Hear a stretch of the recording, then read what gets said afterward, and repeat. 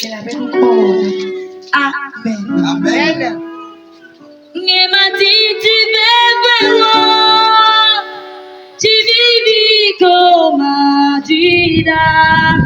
Alléluia, de Dieu péché, oh, ya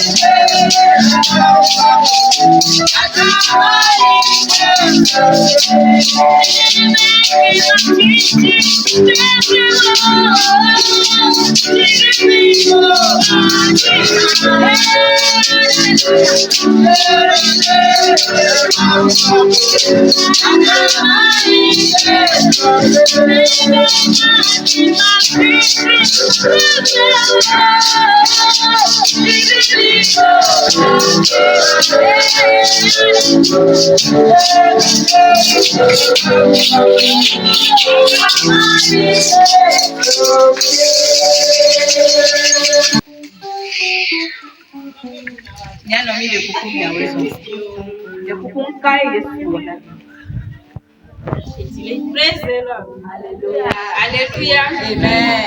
Il est John Chamaté. Il va taper dans ma main. On va me servir dans ma pita. Ma taper dans le rame va pita. Ma taper dans me servir. Taper dans ma main va pita. Il est John Chamaté.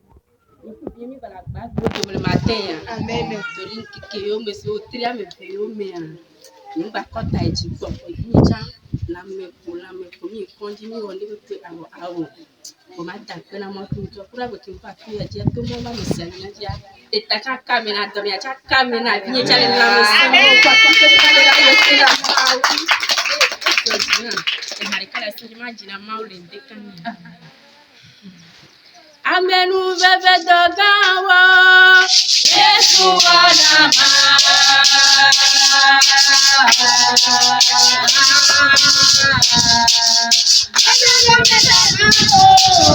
Yesu wanama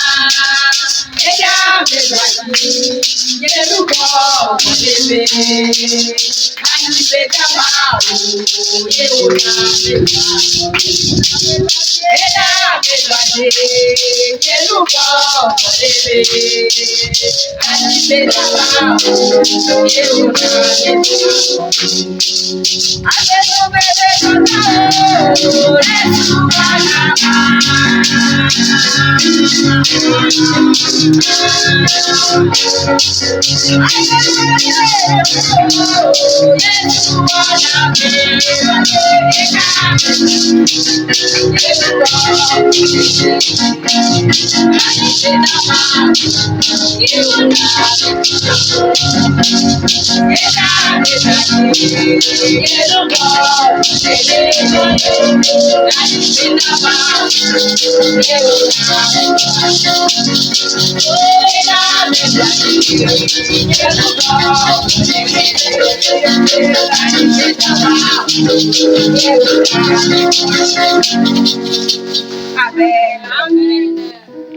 Amen. Dase ke nya no alunya dada enyi ya ni chokura gbene ko te bia me fale te bia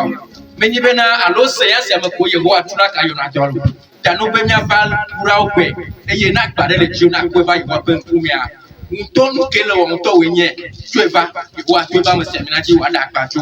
nya no ya o le to ale gbegbe eye efia tocha danye to ke ba te bia jibo kasi ya mi achi eye wo ga de le to le ma asime eye la le pura o ma gbe ya que yo wo do re chemi e ga note emi o gba amed mi ji sesere le te bia e wo gba to me eye o do anu da ma de kunya do moto de sere bena esio le bevere no brobe nyawo alo nya zone do de ji mo pe ape me nya zone ji emi akpo amon bebe kere to me da se ya ko le nya ni to me ko te pe me fa li zone te pe yo da me da pe Yesu ni pe agbeta bena iwo ayo ejo amen ale so no o ni ne da awo ta akpe wo amen amen. Notre sœur est en train de témoigner ce matin la grandeur de Dieu dans sa vie. Elle dit que ça fait de cela 3 mois, 2 mois, voire 3 mois qu'elle a été malade. Son enfant aussi a été malade. Elle n'arrivait même plus à soulever la tête, mais par la grâce de Dieu, le mercredi, quand elle est venue dans le temple ici, Dieu a fait des merveilles dans sa vie. Et elle est guérie et sa fille aussi est guérie. Et notre père atteste aussi que le mercredi lui-même, il était présent pour voir les œuvres de Dieu dans la vie de notre maman. Et aujourd'hui, elle chante pour donner gloire à Dieu parce qu'il a fait des merveilles dans sa vie. Amen. On kamia blona Yesu de mia no ya pe agbetama. Yesu apelo. Gawe we si o wa gawo na o. Amen. Yesu Yesu. Yesu wo do gare na. Abobo mi ba pada. Yesu ba do jwame pe kunu dede.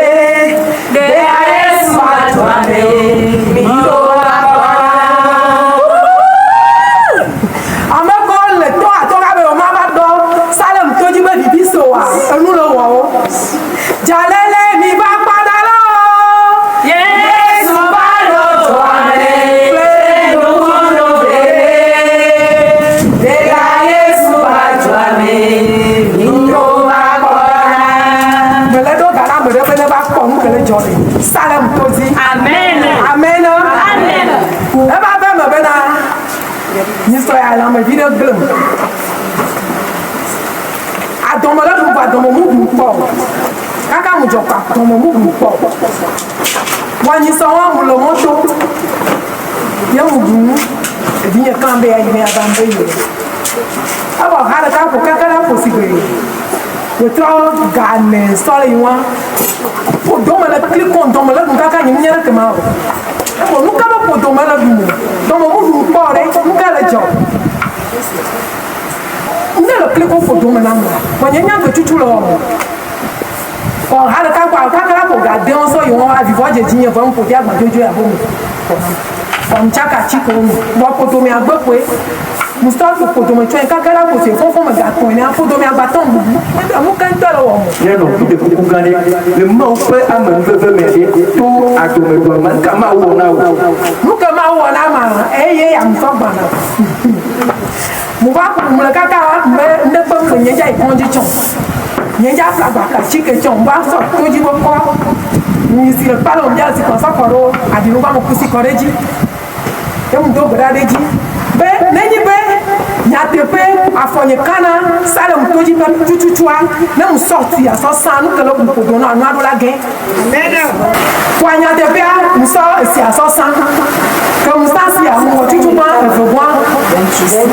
bentua mu do bentua mu do sia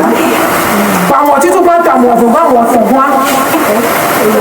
togwa ke si aya si anga to mtinga ga si anga to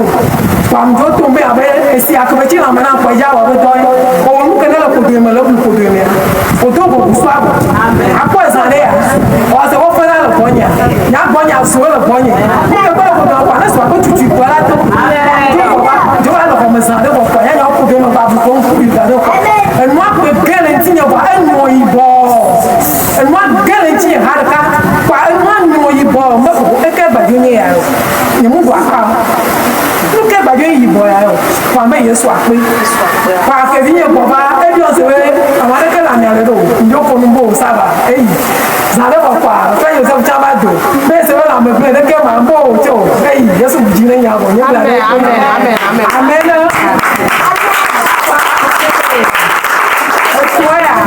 nkobe ni sore ya mama ba no nya no bi ka gbo pe wa to ncha fo yin mu lo kwa e yo so akora gbado agbon na ke baba nya mu nya bana mama ba woni pepele agbado yen go mu pa nya fo ma pa e ba agbado pa lo be ni agbado mu sa penye ye mama ba do bera wo nya yen to yin lo wo ke baba ni mu nya be mama ba woni pepo ba do bera le mu sa pe na mu pa mu do fo le pe ma wo pa ha ke mu e ha ju mu agbado wo ku do ha we jiji ye ma wula be e ya ta ye ma che mu redo ye ma ko ma ba be ye ma che wula radio pa ke bien to pa bien ko we mama mu be lo mama ba do fura la ba do ba luka ye wa ha ba na ma o ye so ape fa mu le da pe ma sa ko ta mu da pe na mama wa so ha ken sa jiro re mama ba mu me no de mama e to nya mama Esther mama evangelist Esther mu ye pa mu sa pe do to so ha ji ni so ha ke mu le ji won babo to de no ji ni to ti on ha ro da nja to ba kra ha ma go be nke to ya lo nke ne ya nya ba do asipo yo kwa osina ga mino musafia jora bia kan tram le se bo modele musafia ndo ho ma ke atro ku chi pia gomia le mu ke ma ko la mu ke kwa me brother do ma soka do ma klo agbaji ma gba agba nya gome mu klo ma e kwa ma fo te jam lo kwa nya we to bo su lo bobo ko ayo ndo mu ke la agba ya gome ye mu ba agba gome ye mu ke na la agba ya gome manya enye de plora kwa compliqué di kwa kisi gare ko kuchi agbado agome na ya be tutu ma nya munya be kisi yo ya be lu kenye ya yo afika ni ga yo o e mbe swati ya mu tueba ya mu kokko mu afika ni ga ya ba kuchi agbado ya oh odogo busu nke jigo mara mama ngale sa mu ka yo ba ja daru odogo busu ya mu kokko le bo kwa nu su yo ku mu fi le ba le kwa nu sa ko kisi kanyi ga o ya ba kisi ya be onya mu nya lo agbado e mo lo ba kuchi en kokko se dozo njo tozo gbe ja do kon se daru zu ame e ba si ki alo lodo me e mu fu ba mo kwa to sami ra be ne ba ko dala kisi kuchi pe ago be kisi me ye lo na ga mbe lonaga susunye joke ke mbe lonaga ba mbe ye lonaga we e ye lona no la mbe nya yomunya kisi bodo kwa na te pe comme Dieu les en revo kwa en ba na ikaka bute kwa fa Joseph so Samuel ro mo ba nto to na be nya ma ba ko kisi kutulu ya ka donya mo mama ko ke mo le ari e ke do me ya ba be a o gbe ko le nya ba pa go me o mo ke ko do agbero e ju do me ni fo wa do me alo ko pe me ni ko pe me do me como é que se aba que se aba o minha vida que se assou kwa ka yo da pro to na be ba la on aba mo ku ko du na ye ba mo ku ye ba la ganye bu ba la bu ganye ho e ba ba tuna ka ma do mo ba kwa ye ko mo se ba ba no mo ba do bi la fu wa o mo ku to ji mo pa ko fu na ye ba wo we mi ato mi ba para o le bu ho ja o lu ganya disi o ye mo to mo ko ji lo kwa ave am ba o lu ganya adisi adibasi oke baba ke amen no gbanye de kwa baba ke kola ba ke onko kola gba ye gba to ku ju ezu agbo ye mu ko pa to be akoreji to close akoreji mo nko ku o ba ya ku nene amen o ba ya ku nene na mu nya me de ba mu la me de ba mi sisi mu nya me de ba vi nya te fe ola gba ze to ku nsi ola ga nyo bolo ju am to ola gba ku ke pa e be ni a mama vi nyo jo ko nyo ko mu pa ma se mama vi e ni a je wa ba mu pa ala mama zola sare mu to ji ba so menia e ba breke menia me ka breke ba breke menia hallelujah wa ji la jo dembe ma da pena yesu men kwaji ha kama so do apeni amen amen parce que là c'est le nom de Africa la de amuna to yi wa o ya le bon safoa c'est le serment nya ka le pe ka o eye oto zura koko eyo ba gira no sape o fina yayira ne le sana ko na de kare ka mesirika wa be ma o pa mesiamina nya no mama Esther e ke be ba yi pepere e va to go ya ba kwera eye ma ko ka ka wa to go ra ku pe apa wa ji be mun sape ji to amu ma do yo o mi ya ke e gbogbo ya ba to kisime no no ga ba asile gbogbo ya eye yo wa da ma ka ma ma de bena le toya dia e wa le tia me ma le toya dia amen to ko wo su dane e toya dia ami ma kele do te ya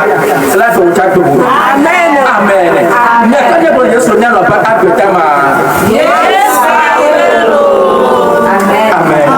on est en train de témoigner aujourd'hui la grandeur de Dieu dans sa vie. Elle disait que ça fait de cela quelques jours elle s'est réveillée un matin elle a constaté que son ventre la faisait mal mais auparavant elle n'a jamais eu mal au ventre. Et le jour là, elle n'a même pas pris de médicaments. Mais elle a pris le sable du camp de prière Salem. Elle a versé l'eau là-dessus. En allant se doucher, elle a dit que je vais me purifier avec cette eau-là. Et ce qui me faisait mal au ventre, ça doit tomber au nom de Jésus. Elle s'est touchée une fois, deux fois, et la troisième fois, elle n'a pas pu détecter. Mais elle a dit que ce qui est dans son ventre, et que ça la dérange, malgré que l'eau est allée, l'eau devient plus pure dans son ventre. Cela doit sortir au nom de Jésus-Christ. Et après que elle a commencé qu'elle commence à pas avoir mal au ventre. Elle est allée se détecter. Elle a vu quelque chose de noir. Elle tombait sur elle. Elle a dit, oh, c'est quelle chose ça amène. Dieu a fait des grandes choses dans sa vie. Elle a remercié le Seigneur. Elle a donné témoigner aussi la grandeur de Dieu dans sa vie pour aux côtés des marchandises. Elle disait que c'était comme cela quand elle n'était pas là et l'homme de Dieu était venu dans sa maison. Elle ne l'a pas vu. Mais elle a pris là où elle mettait ses marchandises. Là où elle exposait ses marchandises. L'homme de Dieu a prié là-bas. Et le matin, quand elle est venue pour balayer là-bas, un chant lui est parvenu qu'elle chantait et a remercié Dieu pour la vie de son mère. Et en quelques jours, ça fait de 3 jours, elle était venue là où elle exposait ses marchandises sous la patane. Elle a vu qu'elle sentait certaines odeurs. Et elle a dit que quelle est cette odeur-là? Elle voit aussi des mouches qui se papillaient sous la patane. Et en quelques instants, elle a commencé par décharger les choses pour voir ce qui est là-bas. Elle a vu que c'était la grande souris qui voulait l'argent, qui est mort là-bas. Elle a pris la mis dans le feu, que le feu le brûlait. Mais en allant, quelqu'un l'a vu, la dit que lui, c'était l'animal qui mange de l'argent, qui tire de l'argent sur les gens. C'est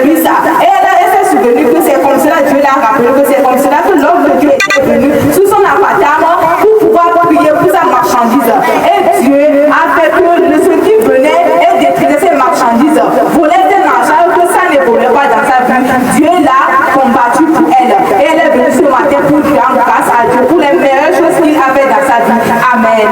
Amen. Amen.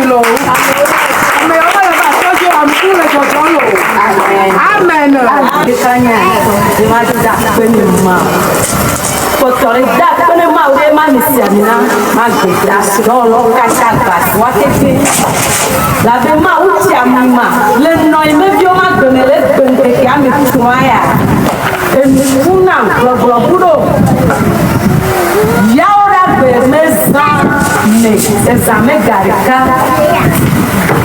nɔvinyia nusuvie edzɔ ɖe yome na nyia nɔ ɖeka tɔ ɖeka. Eya eyina sécurité dɔme esrɔ̃a kudo ɖeviwo ƒe nɔna aƒea me ye aƒe keme wo le tsã 8 ame eve koe le aƒea me voa eye ŋutɔ lu 8 ame eve ame ɖe kpe nubaba kuwo le aƒea me wo dzi vi ame atɔ̃ ye wo dzam le anyia ɖevi ame evea wove nɔ exɔ me. Ɖevi ame etɔ̃ kudo woanɔa woɖo mlɔ ihe nu kɔa eƒo zame ga ɖeka kɔa fiafia ame ene wofla akpa woge dze aƒea me ke wodo woanɔwo ŋuti woɖo exɔa me ke woɖo xɔa mea zi ɖeka ame ɖeka fɔ ɖevi ke fɔa le ɖo si ƒe ame woe ɖeka nene voa ŋusuvie kɔa ekebe fɔ zi ɖeka ɖevi ame ene wole kpata ɖeka ɖeka ye nyanya wa ɖevia enyɔ voa mu ʋã ele kpo ke ebe le kpoa amewo sɔ kuku yibɔ ke tsɔ ta voa wo ɖe ŋkuvi teƒe bubututui ke wole kaka enuwo le exɔa me wokɔ nyɔnua me ba anyigba wo ɖɔe. Ɖevia le wa kpɔ ke ame ɖe kpe tsã mu hɔn kakaka kpoa kɔtabe ɖeka ye nyi ke ye wotsɔ wonyina koko ku nɔ le aƒea me voa womu le koko ɖe kpokpoa ye amewo trɔ fla akpa ye wodzo ke wodzo ke ŋgbe ɖevia va fɔ va le tapa va le yɔnua ke ŋgbe enɔa va fɔ ke ŋgbe ame sia ame va fɔ etoa miawo kpa le to dzi ŋdɔ axɔme kpɔmba yi ɖe mawu ma me sia mi na gbɔ be mia kase ŋu ɖe o kɔa kɔta me nye kpe sɔ ne kpɔmdzo kpɔdzo nyi tasia bi kpɔmbe o be la nɔ ŋka o kɔa be tasi ne nyomu to dzi be ma to gbe la ɖe nɔ yi be fio ta be nyeme mawu dzi gã ɖe na yo.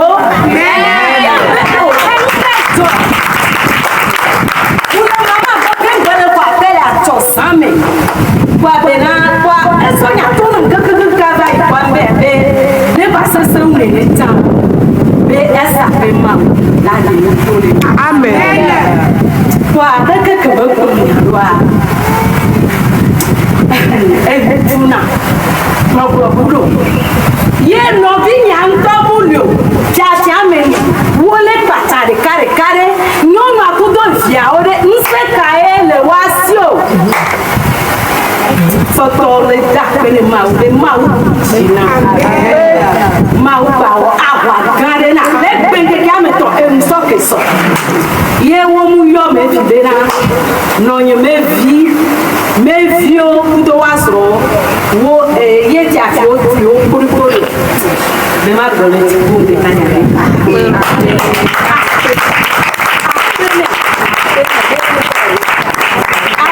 Voici que la Yesu de me kona de kreati ngo amodo chinamu ame mfefe kere ya me akire kipo ya ame mfefe ma yebe takaka kere popo me ame o nya kanya bo Yesu re ba abetama Yesu apelo amen amen. Notre mère essaie de témoigner aujourd'hui la grandeur de Dieu dans la vie de sa famille, dans la vie de son frère et mère. Elle disait que c'est comme ça faisait 3 jours au jour de la grâce quand elle était venue ici pour prier.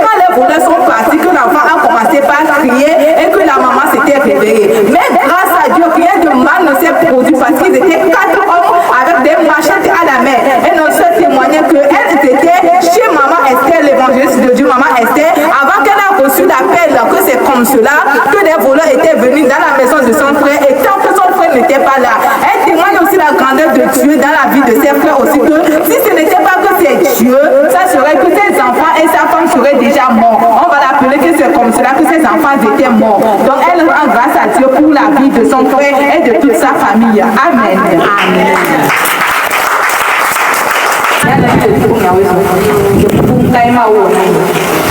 Praise the Lord. Hallelujah. Praise the Lord. Hallelujah.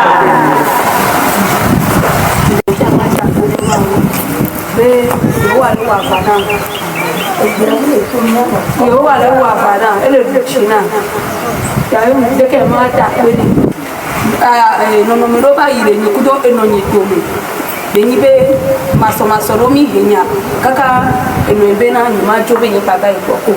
nyate to ku mo kekere ku be ade bi shide nimbo no nyene no rekebe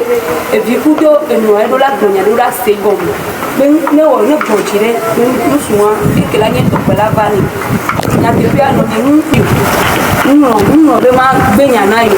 ba yo nso acha mko nyate ma gbo na ba nso anu na bochire foto ke me nso le de tam susu gbogbo de kure tinye be na ya di agbemida ni atede enoyi ya nye nya gbogbo de komle mi so ye ji anke yi la ho me kwa enoyi ba yon portable ebe yon portable kwa ebe le tinye be ma va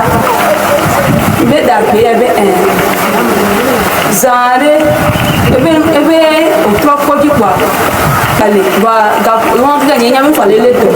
muso aba yo me ma va ni ku de nya ta nya bo to embe o be nyele se na pole kwa nyele se bomo be ma va la be ku na be ma va nya o be mse ma va sa bon nyam ko do le ko fona ba gi sare ko le sina bi ni ko kam nya ba so ne kwa na re yo ne to na nyenya ke ma be ndele tole ye ti abe fike ko na le ya fike ye ameke sope na ameke ona ye enyanye so na etua be na ye to kwa tonton sami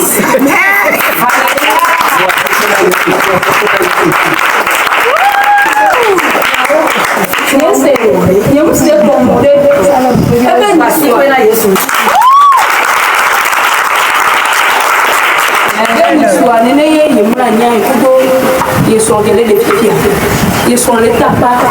be dasimna yemaga bikola dasimna fonele tuna beni yemuna nya nge ko na nyomwa e kwachire ta una pasatora ne alle parasi nyona e nya nge nyele wa komise sikele ne nye sin so lo wema me nanu na bena ye do kukubera yo de nya nyeme ma be so no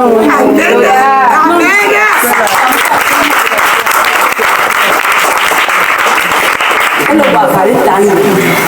wa e tuna be nyona ka fa ne de kenya ma ke chini ne de ke fo funya la ke de funya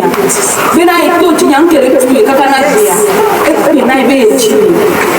wa ke pa de fe bena nyi bia me ka hona e do bi no ke to wa ba de fe to tabe enyanya ele de funya yo ebo nye na nye bena inowa kuku mama ina wasoma na Kristo a nyami na church no wasoma na Kristo nyami na church no no kere kwa na bio na jiko na ebe prabe no no funa persona e moi e kwachile ta bena mama e bangisi ke bomb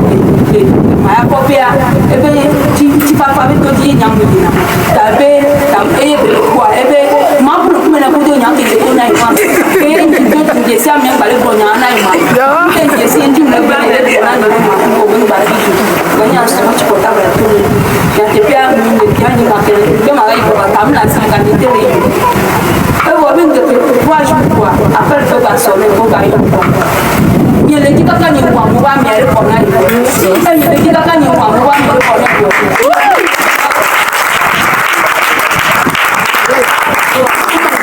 kami wa mere ko na yo mo no to kwa chile te mi je kami wa mere ko na yo bena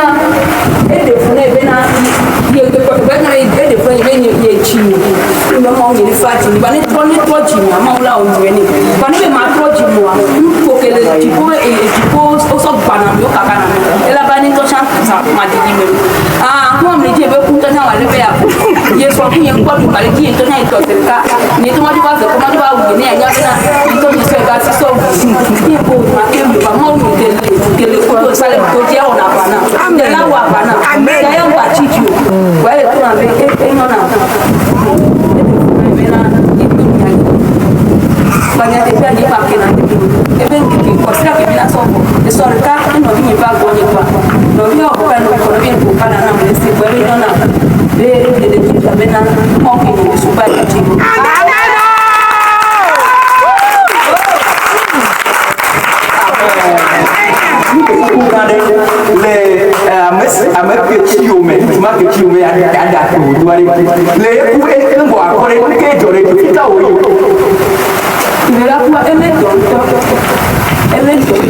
Bueno, que ande es una ni venu sabe y ve tu venu sabe ne towe ana mo be ne towe be ya waya me na tu be ma te u de sabe te so na be ma te u na me wa ba ame ne me ko ba no ye ne ko amen be yo na ya be mi ko ye ko ame ye ko amen sabe y ma te u ya ke ba de ya no me ba de kiti ki me na ni ko to no nya ko mi to da yo gbo me ke to wa be sabe na to no ni be na ye ti bi a wu leta ko aba na eta me ke to na to pe mi ko amen ni gbo no ni gbo be tu ni gbo la ko amen wa ni ko na yo ko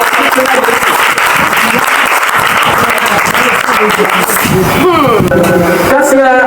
nutu kechi yo me e ke bi ade no e ye lo ko ni no bi na ma chi ya ntu ya chi yo me bi ade ma to e ye no ba te avu na ine ade ya ko be be ne to ye oye e yi ka ka ma village e be wo male bi ade ame ama ko ju bi ade pa ko ju ta nu ko wo be na ba be ya dia e ma to pa ko e to e ye ka te bo ma ula nye wa ana no ma to anya be na ma uchi amlimaria e va ka ko la pebe apia me wo akuchi o ku asi pe na Yesu àwọn e ba ke ti a fo do me be a da fo do e o ka le fu me lo so le be o wo la de pa ko to ya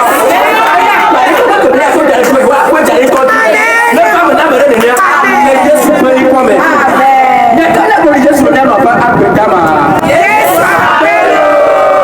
sorry kaku kasi ni son bebe dada e nya te fia mi de nya ba ana do ko da se bi ya wo ni ta de ne to da ko no ta ko e da du e da ga alo we da du ko e da wa ke fa ya ko to da ko ju le da ko sa na ku ya e da wa ba no ya no do ko da se bi ya wo ni sorry ka kasi ni yo ho ni we be ne pass ni na ye pada sini ada juga benda sama ni. Kita misalnya tu kami nak pergi mana jika kami pergi kita pernah tirak. Benda pada kita kaca kami buat mana sih? Kalau kita kalau tu kami baru ni misalnya ini biaya itu berada mana mana ini yo nak baru mana berada kita ibu wala dasi ni. Biar macam tu yo wala ni. Kali ke kebera sesuatu wah sesuatu sih baru pasti, namun yang benda pasti kalau tu kami Sobe ko mu ya be nya bi no na ya nya be na ye ko to le pa ke no be ni so ke yo ma be ko di ye ba ke ya te be ya chi do no na ya be na ki nya ye la ho be ye ko no ma unda te pia na dia de ka de le e nya be ni ki cha cha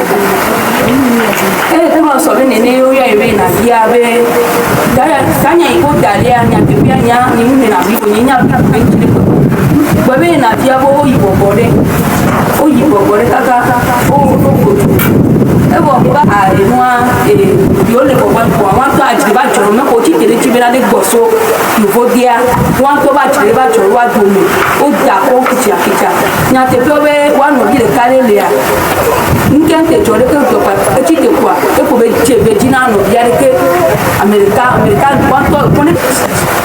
wa to na ko yi o ibobo e jo wa ba de ta si yan me nya to be bobo be nya to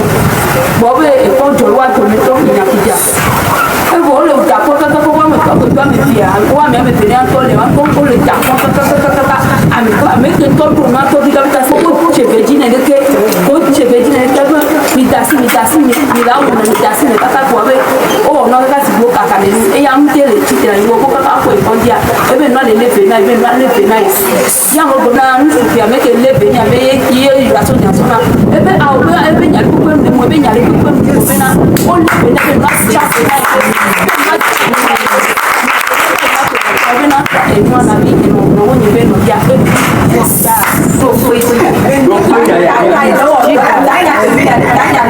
so so nya chi ya o ale na me ma ti ya no ko ni ko ba yo no ni ya mana wona to na bena e jibe ni ma to be ma ibe na yere nya ke pia be nya ho me ti ti na kuma asi to le yon ka ke wa ta ma o ta ba ta si lo ho to na bena nyona protection e le chinya be na ibe ma ko so yi ke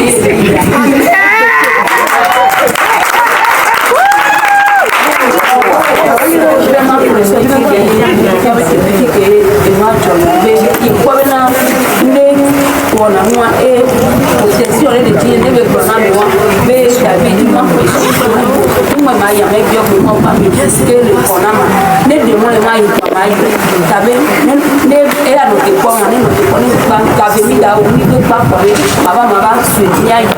be be no na ne ni ya ma to da de ta ma so ni mo to ba ni ba si na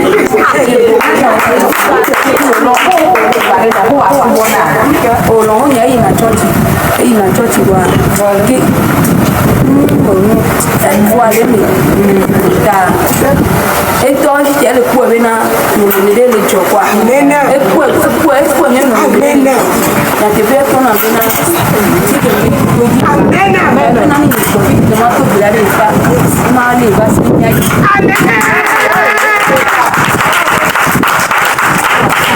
wa si fe na Yesu Kenya na mambo kumia ele kugina itasikia mmoja le yuvo kwetu eye ebado ikirumia echeto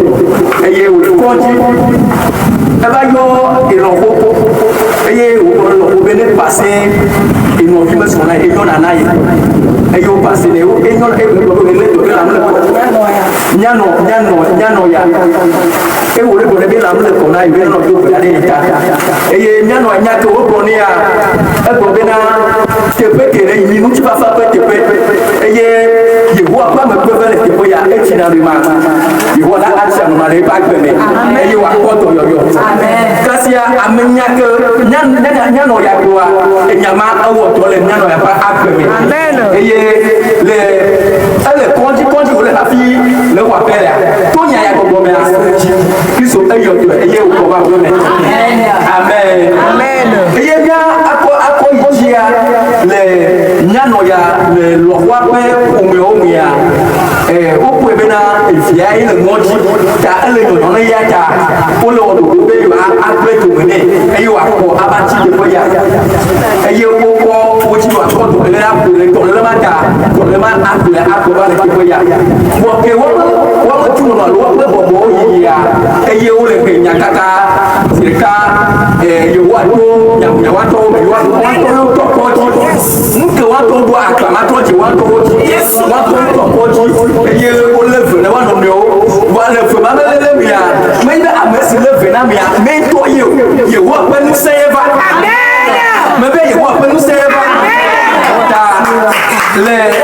pe ya nana me man ko nyere yo le fiara ameke tole tu moi de le na dada ya ti le tu amia amema yo le fe na ta le fe ma le mia me ameke le fe mi to yo ma open se ma open gbogbo eye gbam le nya no ya no amen ka kasia ke wa to nya dara me ti be ami ele fe e wa mia ami to bo be awo ke ami ma le to ke no le to a o be yo wa to de na le fe ye to je si na le be mu ya ke le duwa ye to ma ye to e bo be awo be ma mi e wo be no ke to e duwa e ye jore e to e ka na bu wa si para Yesu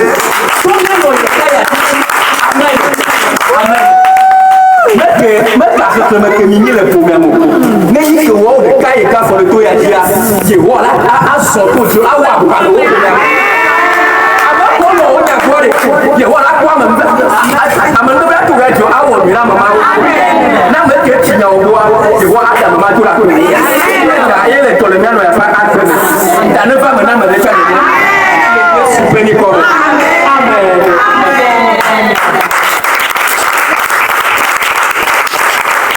Amen. Notre maman est en train de témoigner la grandeur de Dieu dans sa vie. Premièrement, elle tient à remercier le Seigneur et à remercier le Seigneur pour la vie de son évangéliste maman Esther, qui est le responsable du camp de prière la fête du Christ. Qui est le responsable du camp la fête du Christ à Adama Bomaya Kopé. Elle disait que ça fait de cela quelques jours auparavant que son père était mort et que sa maman voulait remarier un autre homme. Mais elle a conseillé la maman en vain. Elle a conseillé aussi l'homme qui veut marier sa maman. Elle les a conseillés en vain. Mais un jour, la maman l'a appelé, l'a dit que c'est comme cela qu'elle, avec une dame, l'a dérangée dans son sommeil, que du Naka l'a dit qu'elle n'a qu'à se méfier, qu'elle ne veut pas des problèmes. Que c'est comme cela, la dame a fait des tresses avec la cause. Et elle a dit que si elle a vu une dame qui a tressé avec la cause, ce serait efficacement l'évangile de Dieu, maman Esther. Et la maman lui a répondu, elle connaît le nom et puis elle a dérangé encore d'appeler le nom de celui qu'elle a vu. Et la dame la disait que c'est comme cela, elle est dérangée, elle et son mari, donc elle n'a qu'à se méfier. Et la dame et son mari s'étaient passés par des voies et moyens pour pouvoir éliminer sa fille, mais Dieu ne l'a pas permis. Et l'homme a requitté ici le Togo et allé au Bénin pour pouvoir éliminer la sœur. Mais Dieu s'est intervenu. L'homme était de retour et dans 3 jours, l'homme est décédé. Après le décès de l'homme, la dame a encore appelé sa fille en disant c'est comme cela qu'elle a refusé jusqu'à elle a tué son mari. Mais ce n'était pas elle, c'est Dieu qui a combattu pour elle. Amen. Et la dame la disait que c'est comme cela qu'elle a dérangé, qu'elle regrettait de l'avoir mis au monde. Parce que Dieu passe à travers elle pour lutter dans sa famille. Et il y a de cela encore quelques jours que sa tante qui est à l'étranger l'a appelé qu'elle était malade jusqu'à hospitalisée. Mais la dame l'a dit que comme elle va dans un camp de prière la paix du Christ, qu'elle croit que à travers son aide de Dieu, Dieu va la guérir. Et après avoir dit cette phrase-là, la dame qui était hospitalisée a été relâchée et est revenue à la maison. Mais ici au Togo, il y en a des membres de la famille qui luttaient parce que ce sont eux qui avaient envoyé la maladie à la dame pour pouvoir qu'elle soit de retour. Celui-même qui a programmé cela, c'était venu et dit que la dame doit revenir au Togo pour pouvoir se traiter. Mais dans eux-mêmes là-bas, il y avait eu du bagarre. Et quelqu'un s'est jeté sur l'homme en question et a tenu son cou. Et arrivé à un instant, il ne se réveillait plus, on voulait l'amener à l'hôpital. Et on disait que s'il meurt, on va donner l'histoire à celui qui avait tenu son cou. Mais l'homme lui-même disait que non, que c'est pas lui, que ce qui se passe sur lui ici, c'est pas l'homme là, que c'est autre chose. Ce qui veut dire que dans le temps que nous sommes en ce mois, a commencé par travailler dans la vie de la famille de notre soeur ici présent. Et Dieu a œuvré et aujourd'hui matin, on a appelé c'est comme cela l'homme qui a